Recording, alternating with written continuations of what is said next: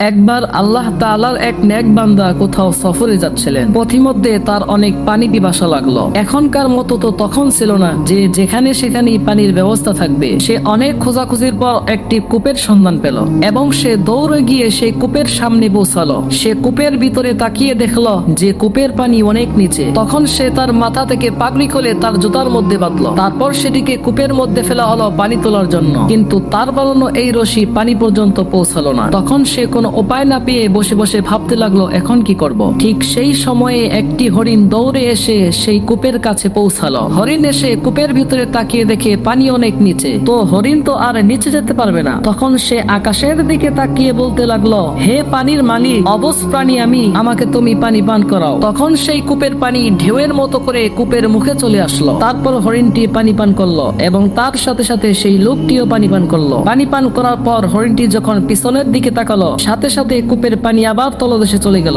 তখন সেই লোকটি অবাক হয়ে ভাবতে লাগলো, আমি মানুষ হয়ে আমার জন্য পানি উপরে আসলো না, হরিণের জন্য আসলো। ঠিক তখনই গায়েব থেকে আওয়াজ আসলো, তুমি রশির সাহায্য খুঁজতেছিলে আর হরিণ আমার কাছে সাহায্য চেয়েছিল। সুবহানাল্লাহ। হে আমার মুসলিম ভাইয়ারা, ভিডিওটি ভালো লেগে থাকলে অবশ্যই আমাদের এই চ্যানেলটি সাবস্ক্রাইব করে সাথে থাকবেন।